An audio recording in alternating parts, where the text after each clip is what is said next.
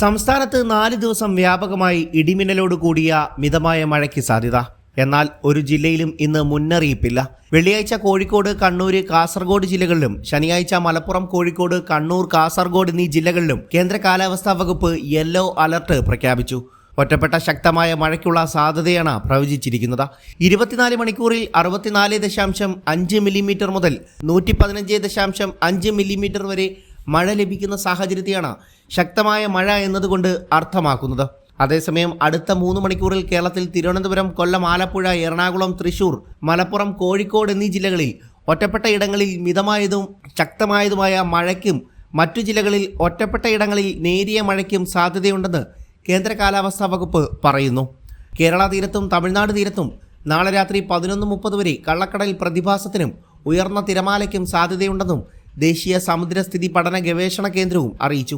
ഈ പ്രദേശങ്ങളിലെ മത്സ്യത്തൊഴിലാളികളും തീരദേശവാസികളും പ്രത്യേക ജാഗ്രത പാലിക്കണം. കടൽക്ഷോഭം രൂക്ഷമാകാൻ സാധ്യതയുള്ളതിനാൽ അപകട മേഖലകളിൽ നിന്ന് അധികൃതരുടെ നിർദ്ദേശാനുസരണം മാറി താമസിക്കണം. മത്സ്യബന്ധന യാനങ്ങൾ ഹാർബറിൽ സുരക്ഷിതമായി കെട്ടിയിട്ട് സൂക്ഷിക്കണം. വള്ളങ്ങൾ തമ്മിൽ സുരക്ഷിതമായ അകലം പാലിക്കുന്നത് കൂട്ടിയിടിച്ചുള്ള അപകട സാധ്യത ഒഴിവാക്കുമെന്നും നിർദ്ദേശത്തിൽ പറയുന്നു.